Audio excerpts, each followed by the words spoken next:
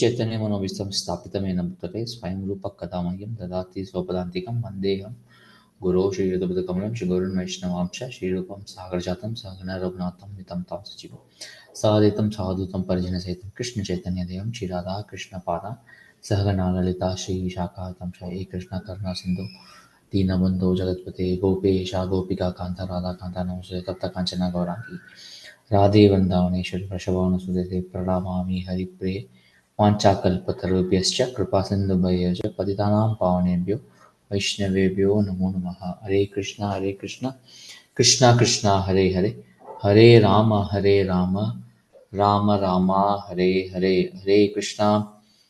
Welcome to this discussion on Bhagavad Gita. Today we will be discussing majorly the shlokas 2.60 to 2.63. So we are in the section of Bhagavad Gita where Arjuna has asked 4 questions. So we have covered, that is, what were the questions? Questions were Sthitapajna se ka bhasha samadhis tasya kechava. Ka bhasha characteristics that Krishna answers in 2.55, and then Kim Prabhasheta speech.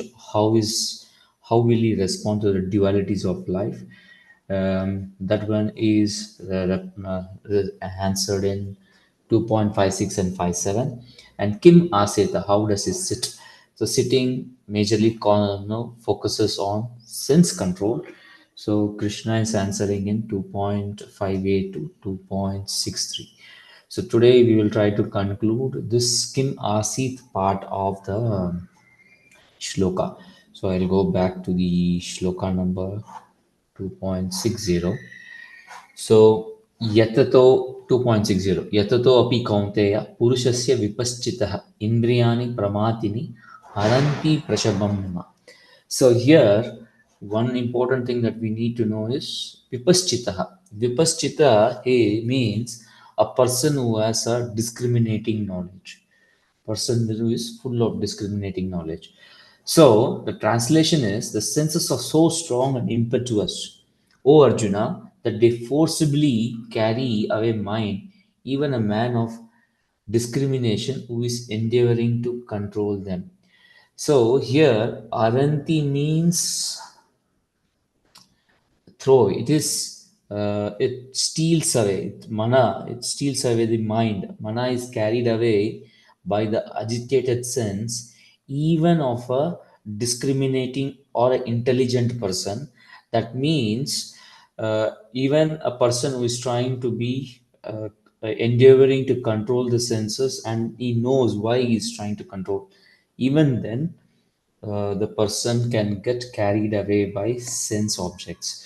So the Krishna here is not talking about a person who is weak-minded or weak-hearted, who is under control of senses or who is indulging his senses.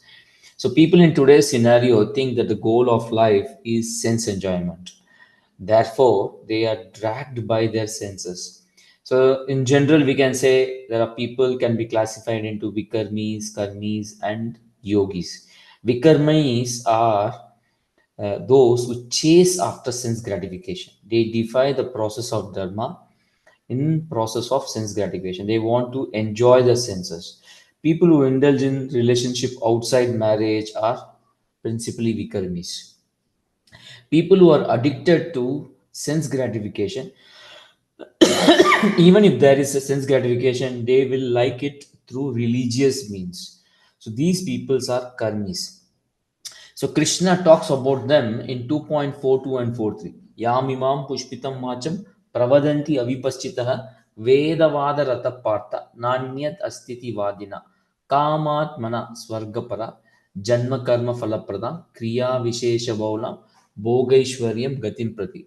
So these are the men of small fund of knowledge who are attached to the flowery language, that is the language which gives them sense gratification if they follow the rules and regulations of the Vedas, which recommends various fruity activities for elevation into heavenly planets, good birth, power.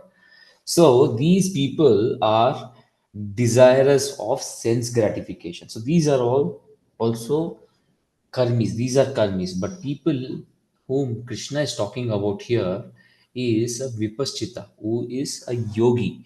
So Krishna uses the word vipaschita, which is, if you see in this sloka, uh, Vedavada. So here, avipaschita, men of poor fund of knowledge. So here, Krishna is using vipaschita, people who are discriminating. So the in the previous verse, that is 2.42 and 43, the main focus is sense gratification. They don't want, they are not interested in anything higher in their life.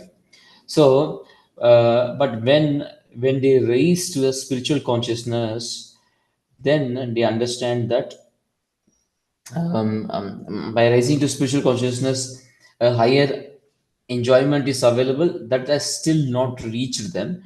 But a person who is vipaschita knows that he has to control the senses and go for higher goal. So that is why he is a discriminating. So these are vipaschita. They understand that material sense gratification leads to suffering, bondage. Material sense gratification perpetuates illusion. Therefore, they take steps to break free from that.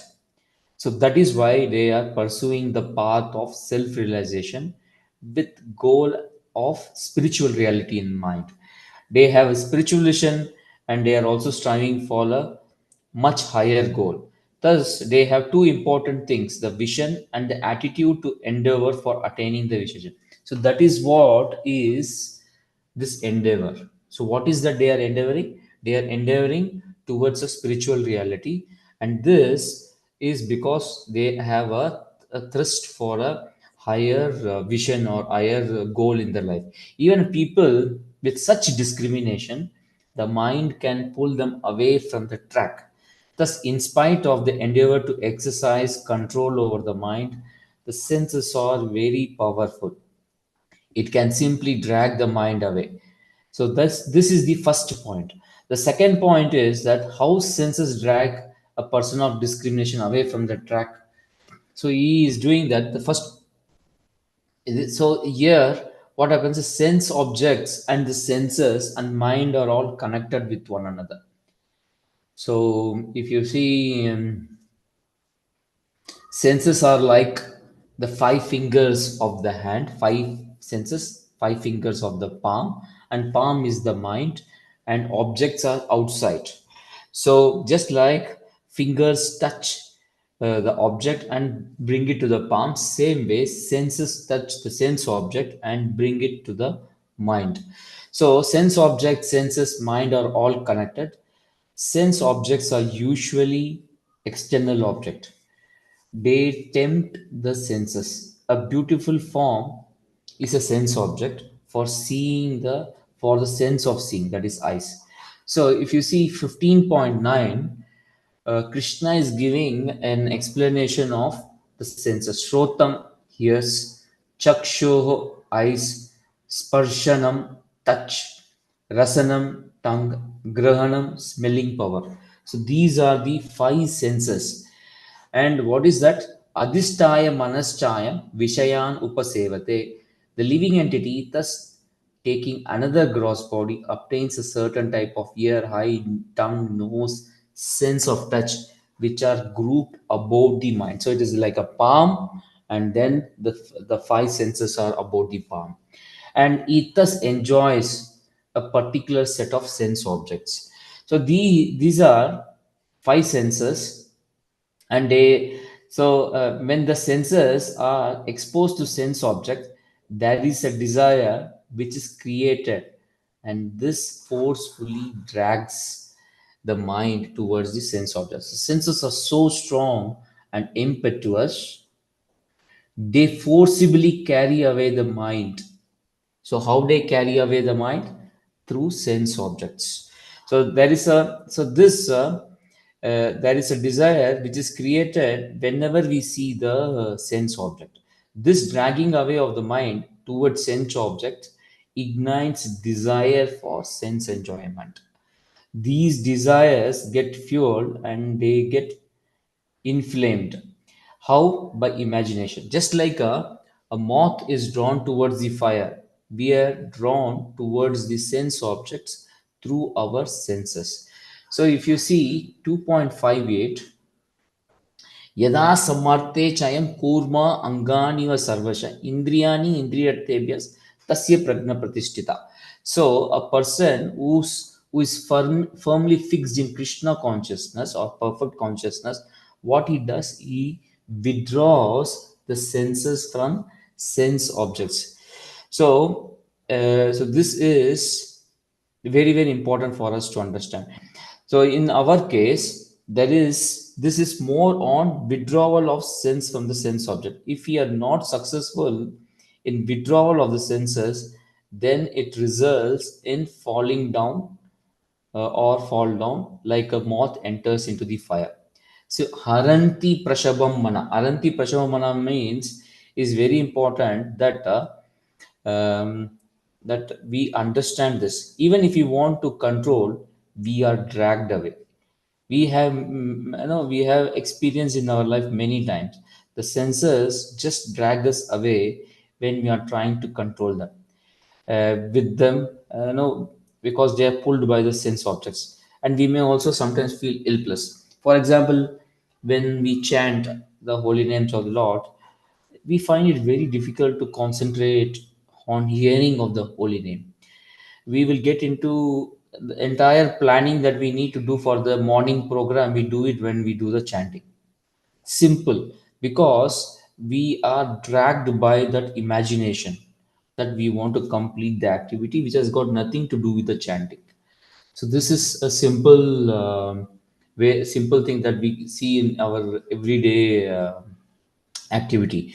So Srila Prabhupada is giving the example of Vishwamitra Muni in the purport. Just like so Vishwamitra Muni was closing his eyes and he was deeply meditating, but suddenly he heard the ankle bell of Menaka. Just one sense, he lost his concentrate. He lost his concentration, and it is not just the sound, but the sound is the ankle bell is a sense object which was picked by the sense, and then it kindles the imagination. This imagination bursts, resulting in fantasies, and this fantasies of pleasure drags us away from focus. So often this concept of sense control is talked only from the perspective of male body. Male should not be attracted to female. So SB talks from the female perspective. A woman who is too attracted to man, she will also fall prey, just like a deer falls prey to the flute of the hunter. So it is important that we understand the example of Vishwamitra Muni from both the perspectives. So Srila Prabhupada has given in some other purports both male body perspective as well as women body perspective. But we need to understand that the senses are impetuous for both men and women. So most of the time, the scriptures talk about male's perspective because male body is considered more suitable for self-realization. So that is why we have Vishwamitra plotted here. We need to understand these are general examples of how mind is dragged away from our focus by the sense object. The sense object of a for a male and female will be different, but the principle that sense object will drag us down is remaining the same. So Srila Prabhupada in the purport is talking about param dristvani vartate. Param dristvani vartate, in the how a devotee gets in the previous purport. He was talking about the higher taste. So how a devotee gets higher taste, and this taste makes him forget everything else. So SP, Srila Prabhupada is quoting the example of Yamunacharya. Yad avadi mama cheta Krishna padara vinde Nava Nava Rasadamni Udyatam Rantum Asit.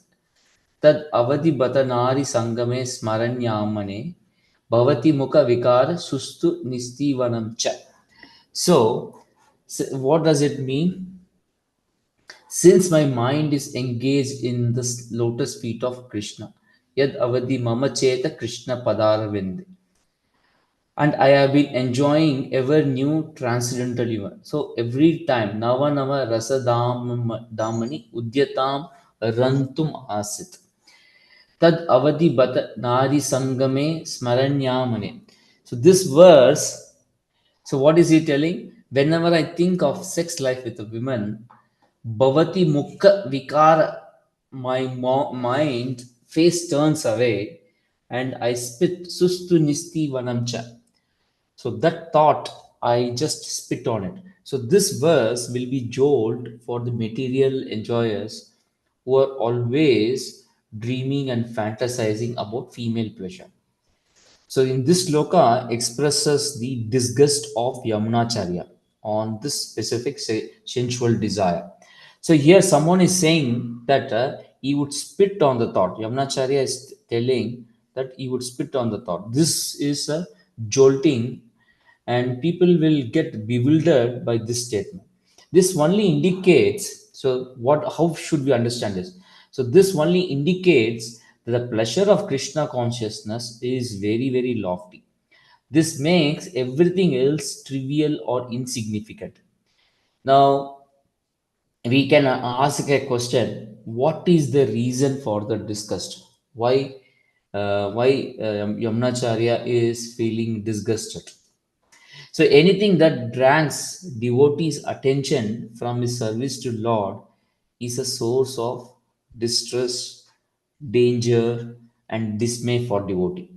Devotee thinks that this few seconds of pleasure I am leaving for this few seconds of pleasure I am leaving the service of the Lord. Thus the devotee feels revolted. That is why devotee turns away from it. Another significant point which Yamunacharya is saying here is that from the time I have engaged in the service, so it is that I engage in the service of the Lord. The association of women and sex pleasure are disgusting. Therefore, the point is, even when we are engaged in the service of the Lord, the thought of women and sex will come, or thought of men and sex for women will come. So the understanding is that it is not a fall down. The thoughts may come, but it is not a fall down. If we get a bad thought in the material world, we will definitely get bad thoughts because we are exposed to sense object, which will provoke our provoke and inject thoughts of sensuality in us. Sometimes it may also come from our memory. So we may think that these bad thoughts are coming. What should I do? Should I succumb to it? No, we need not have to succumb to it. We need to say no to these actions instigated by these thoughts. The most assertive way of telling this is that I spit on that thought, and that is what Yamunacharya is trying to tell in this shloka.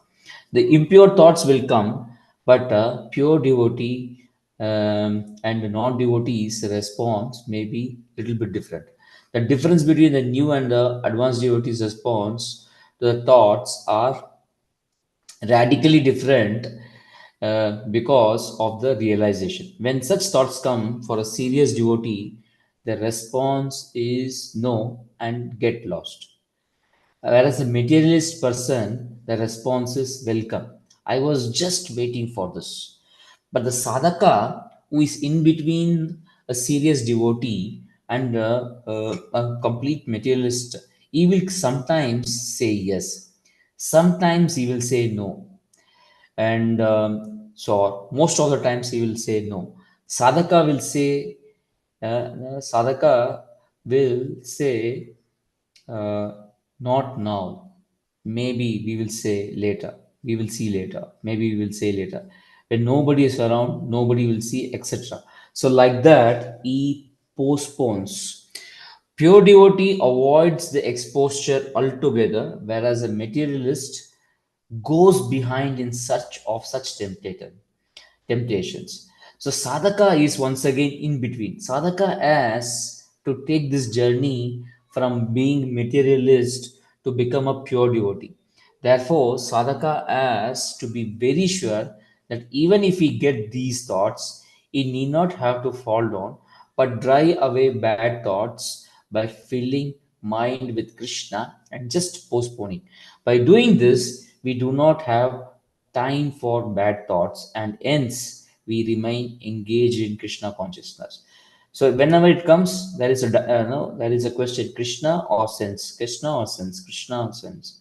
So we accept Krishna, postpone sense.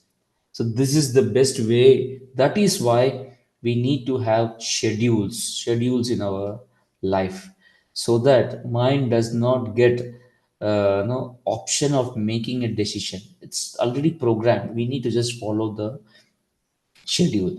Thus, the bad thoughts are driven out of consciousness by proper scheduling and proper prioritizing Krishna in our life. This is the basis of journey from being materialist to become a pure devotee. Though this journey is very long, winding, but it is not impossible. Every time we say no to temptation, we are growing stronger and moving closer towards bhakti and moving closer towards Krishna. Okay, so Krishna, no, Prabhupada has indicated in many places in his letters that getting thought of sensual pressure is not wrong, but acting on that thought is wrong. So the Srila Prabhupada has indicated that the intelligence is to kill the thoughts before they become actions. So this is Prabhupada's take on intelligence. So Krishna will discuss this one further in the next verses. We can see the thoughts, if they are not controlled, can grow into disastrous proportion. But when we control the thoughts, the problems are far, far lesser. This way, we can move forward in the spiritual life. So if you see, Krishna consciousness is such a transcendental nice thing that automatically material enjoyment becomes distasteful. It is as if an hungry man had satisfied his hunger by sufficient quantity of nutritious eatables. So Krishna consciousness helps us to fulfill all our hunger. Maharaj Ambarish also conquered a great yogi Durvasa Muni simply because mind was engaged in Krishna consciousness. Savayam mana Krishna padara vindayo vachamsi vaikunta gunanuvarnane. So there is one interesting shloka here. So this one is Bhakti Paresha Anubhava Viraktir Anyatra Cha Aisa Traika Eka Kalaha Trika Eka Kalaha Prapadya Manasya Yatasnata Syus Tusti Pusti Shut Apayo Anu Kasam.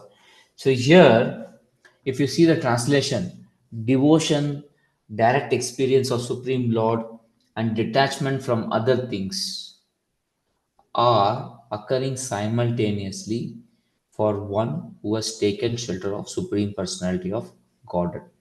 So we take prasadam out of devotion. Prasadam is direct experience of Supreme Lord. When we take prasadam, we say no to meat, no to anything cooked by anybody else. In that way, we take shelter of Supreme Personality of Godhead. In the same way, that pleasure, nourishment, and relief from hunger comes simultaneously and increasingly with each bite for a person engaged in eating.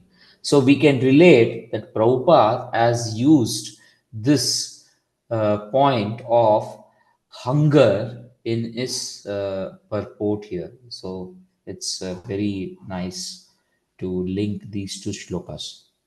So this means bhakti leads to experience of the Supreme Lord. This results in detachment from other things. Srila Prabhupada actually talks about Ambarish Maharaj Durvasa Muni episode throughout this section of Srimad Bhagavad Gita. Srila Prabhupada, in all these purports, delineates concepts which we can apply in our day to day life. That is why he is bringing the episode of Ambarish Maharaj and Durvasa Muni. So this Durvasa Muni so the purports are actually continuation, and he brings aligns the concepts from the shloka through these stories. So okay, we will go to the next shloka. तानि सर्वाणि संयाम्य युक्त आसित मत्पर वसेयस्य वसेयि यसेन्द्रियाणि तस्य प्रज्ञ प्रतिष्ठिता. One who restrains his senses, keeping them under full control, and fixes his consciousness upon me, is known as man of steady intelligence. So, here Krishna is talking about how one can get higher happiness. So, till now, there is no mention of Krishna anywhere. So here, for the first time in Bhagavad Gita, there is mention of Krishna. So higher taste comes only when there is Krishna in it. So in the questions, if you see Kim Asit, so here it is Yukta Asit, Matpara. So one who is engaged in relationship with me. So it is very clear, situated by engaging in relationship with him.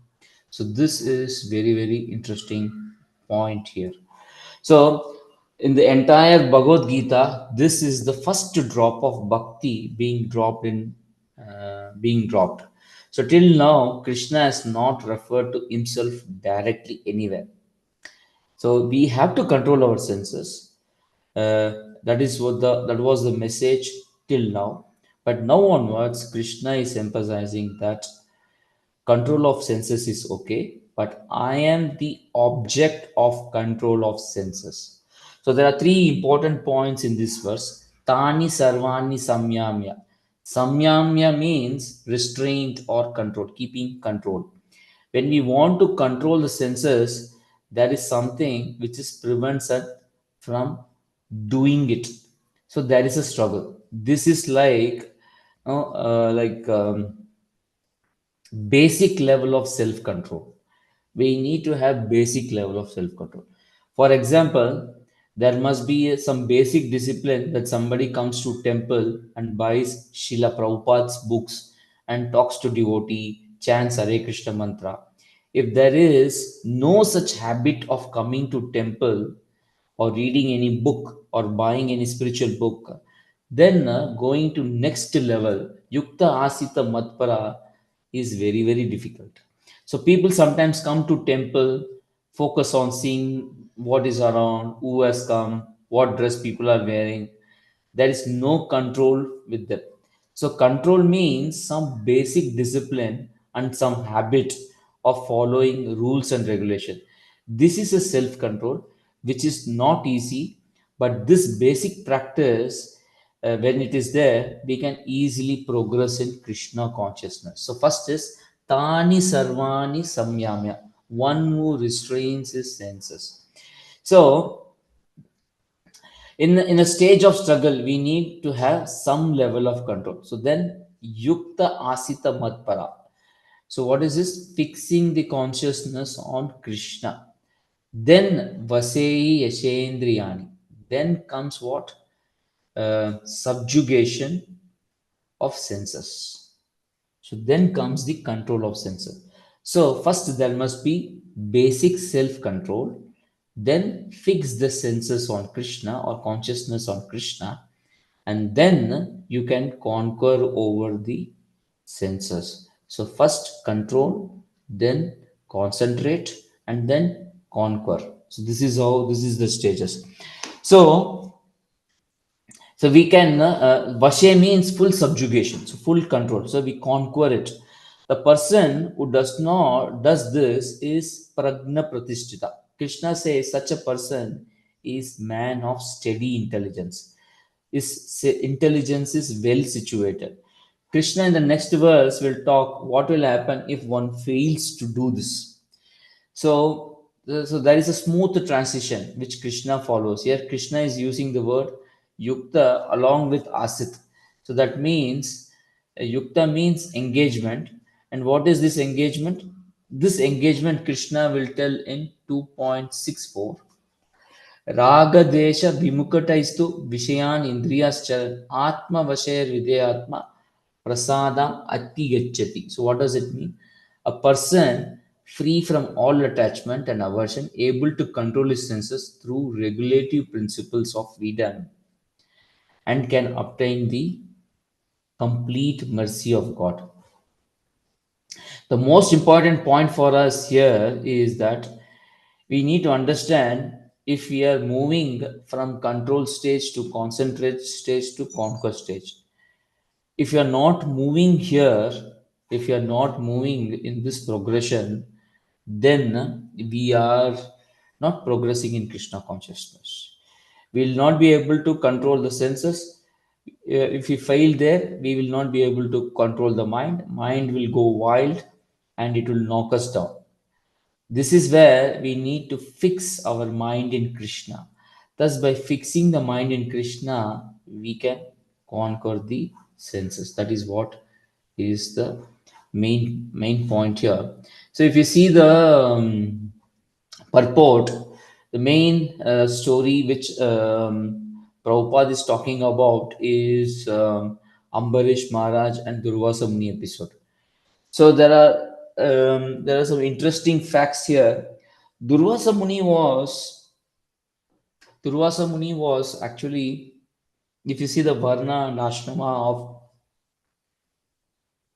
of Durvasa Muni and Ambarish Maharaj, Durvasa Muni was a Brahmana and he was sannyasi. Ambarish Maharaj was Kshatriya and Grahastha. But Durvasa Muni was not a Matpara devotee, whereas Ambarish Maharaj is a Matpara devotee. He was more focused on, Durvasa Muni was more focused on his self. That means I am great sage, I am a great yogi, I am a great Brahmana. So here, Krishna Prabhupada is giving the entire shloka. Savai mana Krishna padara vindayar vachamsi vaikunta gunanu varnane karo arer mandira marjanadishu shrutim chakarachyuta sat katodaye. So if you see this, Maharaj Ambarish always engaged his mind in meditating about the lotus feet. So that is Krishna padara vindayar. His words in describing the glories of the Lord, his hands in cleansing the Lord's temple, his ears in hearing the words spoken by Krishna or about Krishna, his eyes in seeing the deity of Krishna, Krishna's temples, Krishna's place like Mathura and Vrindavan. He engaged his sense of touch in touching the bodies of Lord's devotees. He engaged his sense of smell in smelling the fragrance of tulasi offered to Lord. And he engaged his tongue in tasting Lord's prasada. He engaged his legs in walking to holy places and temples of the Lord, his head in bowing down before the Lord, and all his desires in serving the Lord 24 hours a day. So, indeed, Maharaj Ambarish never desired anything for his own sense gratification. He engaged all his senses in devotional service in various engagements related to the Lord. This is the way to increase attachment for the Lord and be completely freed from material desires.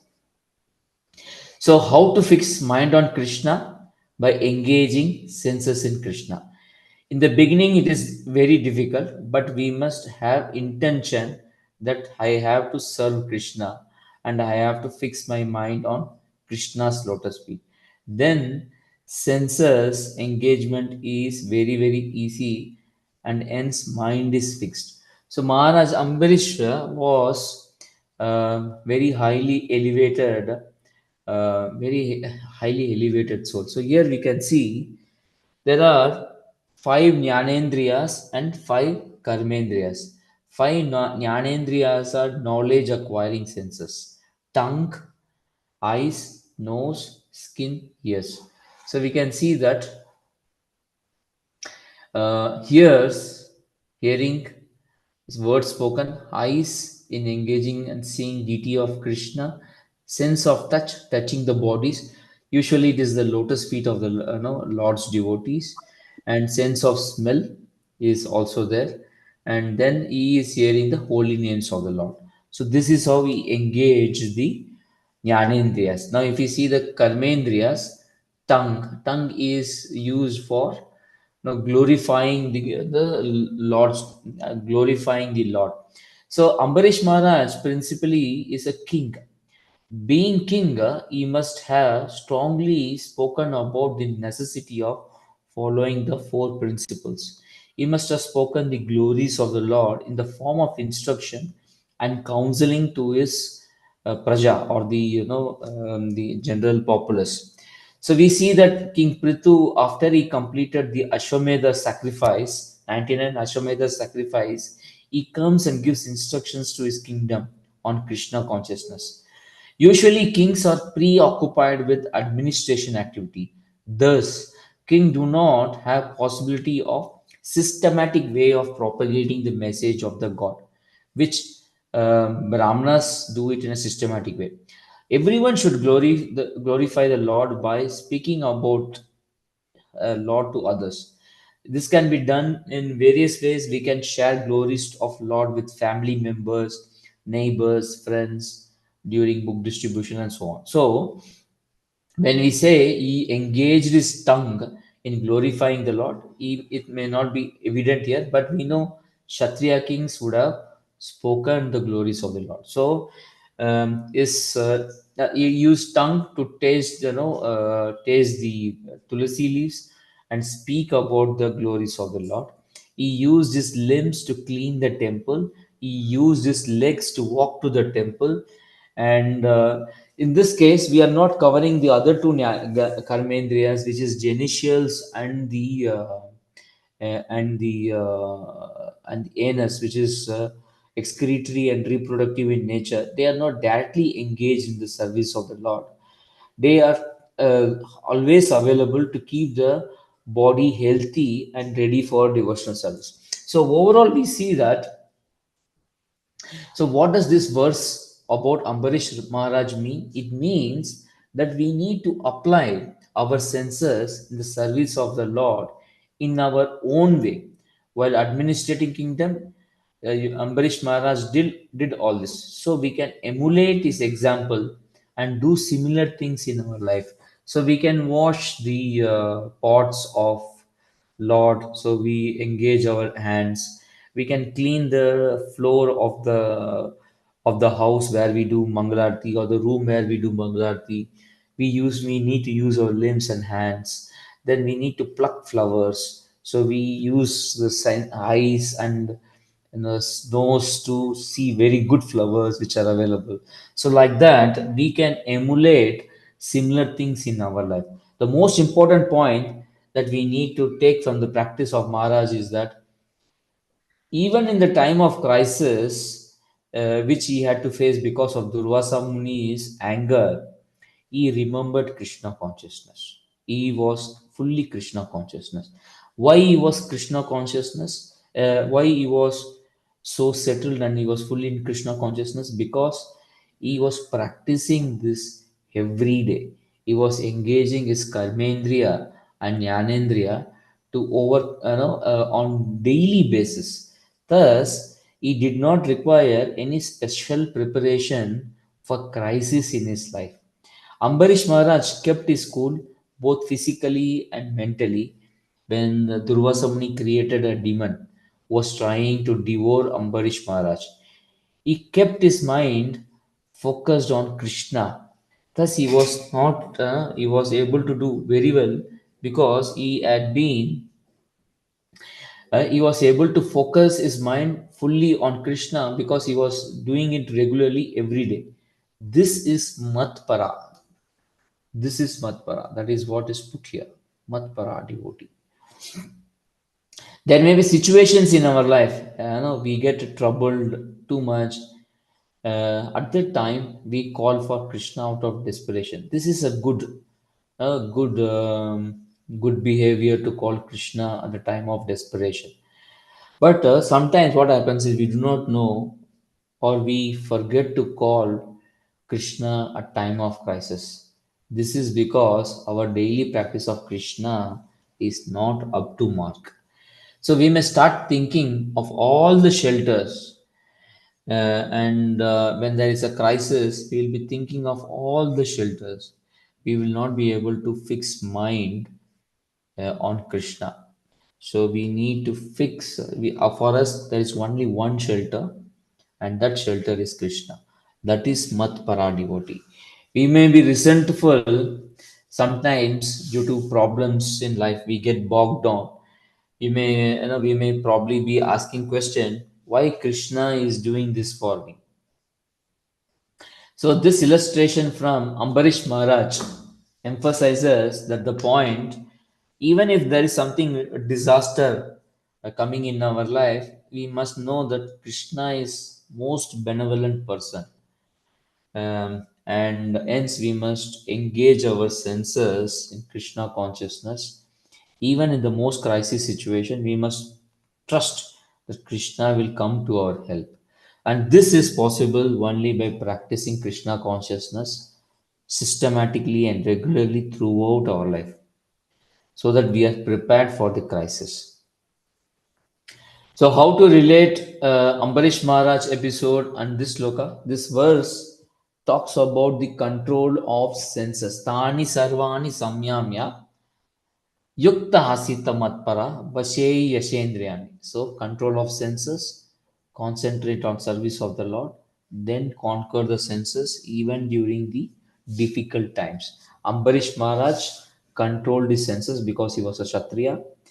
He practiced Krishna consciousness by engaging his senses in Krishna conscious activity regularly. And then, even in the time of crisis, he was able to concentrate on Lord. So, this is very, very important for us to understand. Okay, I'll just go to the next shloka. Next shloka will be very long. I think I will stop here. I will open the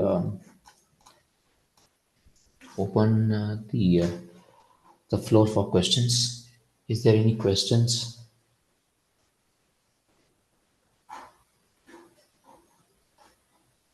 Are there any questions? Hare Krishna Prabhuji, Dandavat Pranam. Hare Krishna Prabhu. One question related to the beginning part of your nice class. So, as Krishna tells Arjuna that the senses are very strong and impetuous, where is it that the senses get their strength? Isn't it from the soul proper? So it is not from the soul proper, it is from the mind, ego, and intelligence. So we have strong desire, which is there in the mind. And so senses are always trying to link the external sense objects and the dreams or thoughts, desires in our mind. And because senses are designed for it, so senses are very very not only sense, it's also the mind which is constantly wavering. So Arjuna is saying chanchalam hi mana Krishna pramati balavadridam. It is so obstinate, powerful. I can control a weapon, wind weapon, with a equivalent astra, but the mind is so powerful I am not able to control. So mind is full of desires, ego. So therefore, it wants to lord over the material nature. So the basic problem here is that we want to enjoy independent of Krishna. That gives us impetus to lord over material nature. How we can lord over material nature?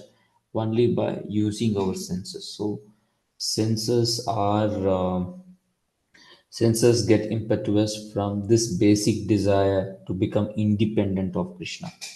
But when we engage our senses in Krishna's service, then we accept Krishna as the supreme personality of Godhead. And we accept Krishna is the pleasure giver for senses. He is Rishikesha. When Rishikesha Sevana Bhakti Ruchyate.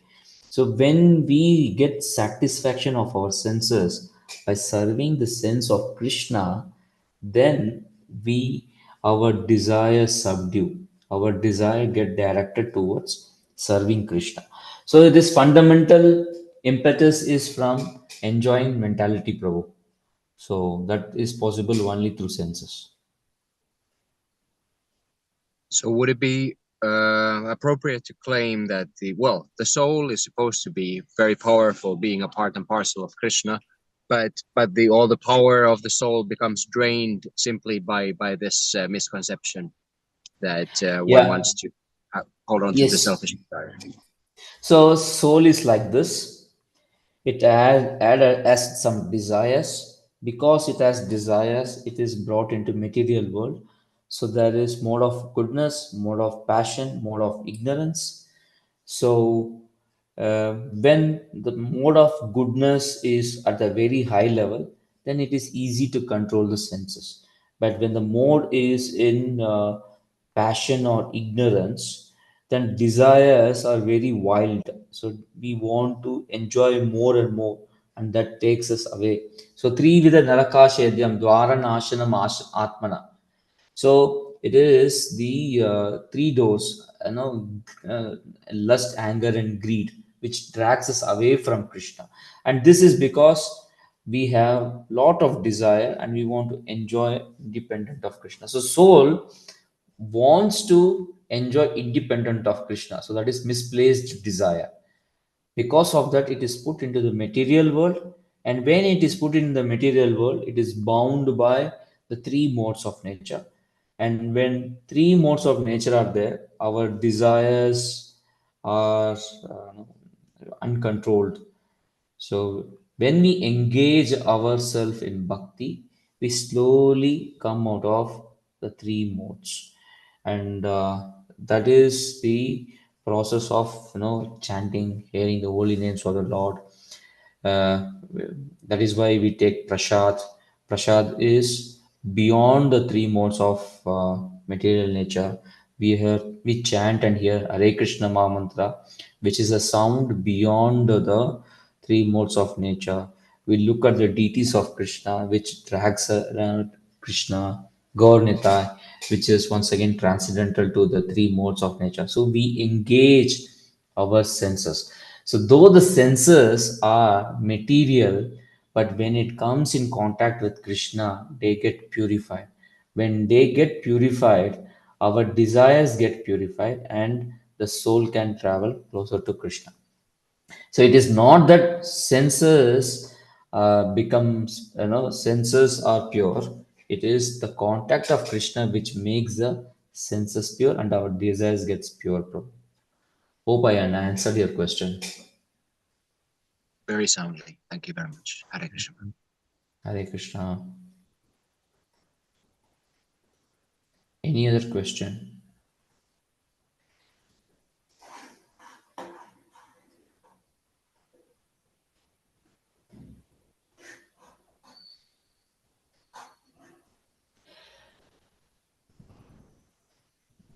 There is one question I wanted to ask. What is difference? Why are we studying Bhagavad Gita? Why are we studying Bhagavad Gita? And what is different? I'm just sharing my screen so that what is difference between studying Bhagavad Gita and studying material subjects in schools and colleges.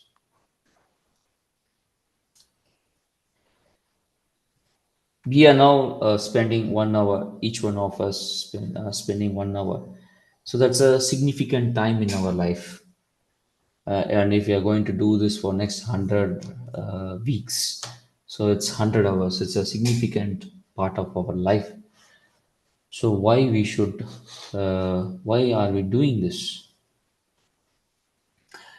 So there is a very good shloka in Padma Puran. Lord is telling about Bhagavad Gita. Shunu Shushrani Vakshyami Gitastu Siti Atmanaha. So he is talking about Gita, just like Srimad Bhagavatam is like book form of Lord. Bhagavad Gita also is book form of Lord. So what is he telling is Vaktrani Panchama Janihi. So he's telling that consider the 5 chapters to be his face. The first 5 chapters are his face. Panchama Jani, Panchamadhya Anu Kramat. Then next 10 are his harms, and then Dashadhyaya, Bhujashika Udaram Dvav Padambuje. So Dashadhyaya are his arms, and one of them is Udaram, that is 16th chapter, and then Dvav Padambuje. The other 2 chapters are his feet. Thus, all the 18 chapter of Bhagavad Gita is a literature form of the super four. Eva Atma Evam Astadhyaya Vanmai Murti Ishvari Vigneya Jnana Matrena Mahapataka Nashini.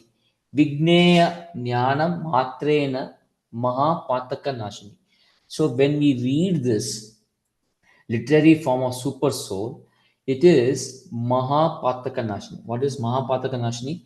It is something which kills sins of crores of millions of our births.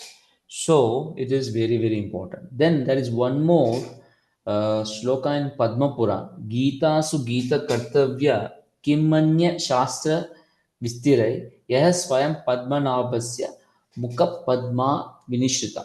So this one is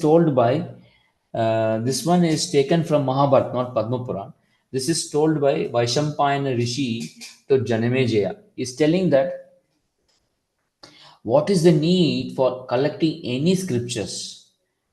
BG, when it is no Bhagavad Gita, when it is heard, sung, chanted, read, and meditated, contemplated, it is like directly contacting Lord because it has emanated Mukha Padma Vinishrita. It has come from the lotus lips of Lord Padmanabha. So this is taken from Mahabharata. Therefore, when we read these Bhagavad Gita shlokas, what happens is it is not it is killing the main sins and also sinful tendency. So the people go for alcohol de-addiction, drug de-addiction, and so on. So these are very superficial. They only remove the habit. But Krishna consciousness removes the tendency also, the tendency to make sinful acts. For example, this can be compared, the tendency to commit sinful act can be compared to the improperly immatured sensual sexual organs of a child.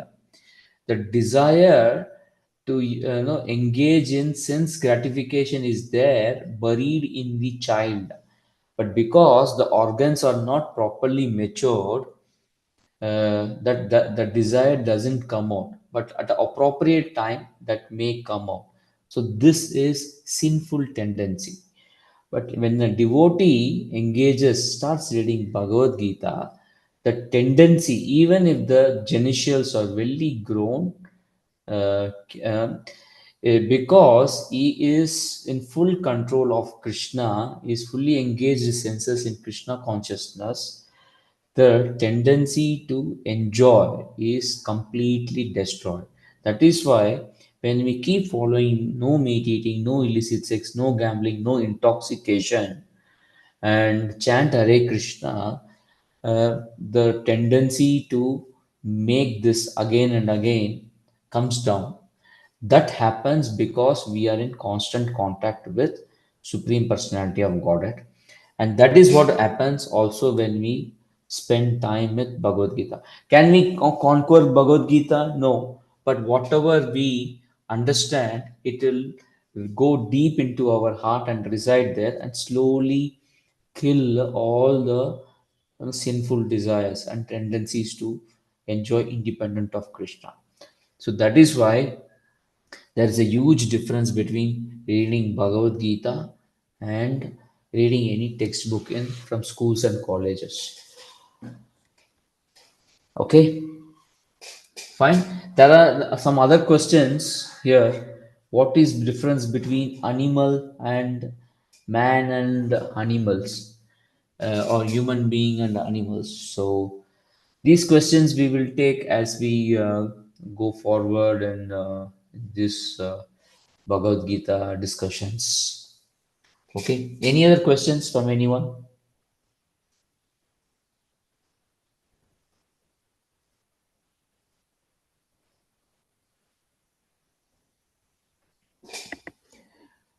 Okay. If there are no questions, then thank you very much for this nice discussion.